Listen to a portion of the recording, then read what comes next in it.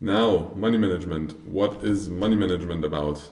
Money management focuses on what portion of the total available capital you have should be invested. So you have capital amount X because you have savings, maybe you have something on your cash account, you have a prop trading account, you have an amount of capital, and how much of that capital should be invested in the markets or different strategies at one time.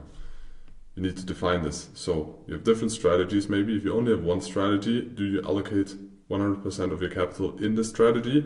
Or do you say, okay, I do take 40% and use it for passive investing. So I'm just invested all the time in the markets, because maybe if you are more interested and more a rebel and you like counter trading or shorting the markets, then it can be a benefit, because you're unlikely or you're likely to take less longs, to take a small portion of the capital and just be invested in the markets all the time that you trade. So you take passively the upside, but when there's downside, you can aggressively implement your strategy, or can also be the other way around. So how much should you risk per trade? So how many trades in general do you do, but also how much do you risk per trade that you do in the markets, and how do you limit losses and preserve your capital in general? So for that, you need to know your hit rate. How often? If you shoot 10 times, how often do you hit the target? It is very important to do that risk calculation, because the lower the hit rate, the lower you should risk per trade, because otherwise the drawdowns are going to be very big and the influence on your psychological or emotional stability will be huge. Secondly, you should know your risk to reward ratio. So how much do you risk in a trade idea, and how much is the potential profit you get from, and how much capital you have to trade with. A lot of people ask, very often people come and ask how much, or is this individual stock a good investment now, or is it a good trading decision for the next 3 months? And then the first question I always ask is, how much capital do you have? What's the capital size you invested in that trading decision or in that asset class in general? Because if you divide your assets and you invest in different things, or you own a house is also an investment, or a car or a watch, all of those are investments.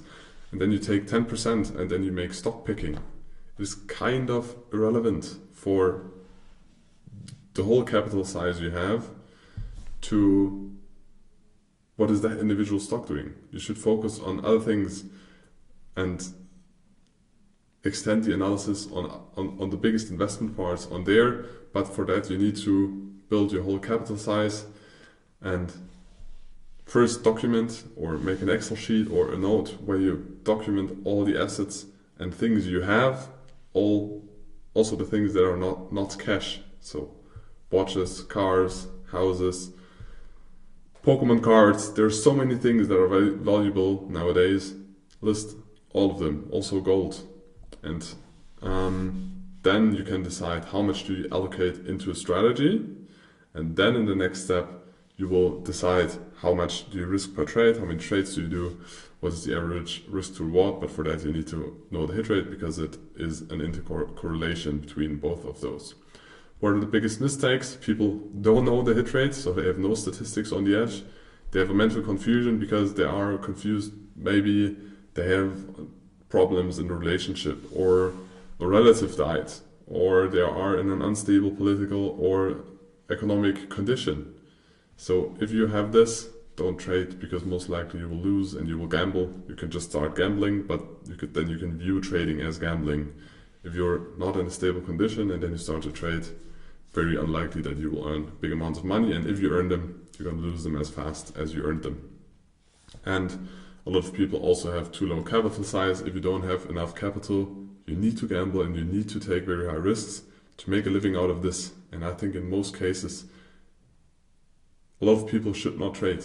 If the capital is too small, learn stuff, save up capital, and then view it as a side job, but not as a full-time job. And when you have enough capital for your living expenses, which depends on where you live, because if you live in a big city, most likely your living expenses are way higher than if you live on the countryside. It's also the same in Germany. If you live in a big city, it's way more expensive. If you go to the very north of Germany, to the very countryside, you can have you don't need a lot of money to live, but because everything is cheaper there. But you need to define this for yourself. And if you don't have enough capital, yes, there are prop firms, but also you need to go through valuations. There are a lot of rules. Maybe there are no payouts. So the best thing is, how much capital do you have in own capital to risk and to trade with? And if it's too low, we'll go through the calculations on the next slides. Then don't trade. Then work, focus on learning something other, focus on generating money, and then start to trade, because otherwise it makes no sense.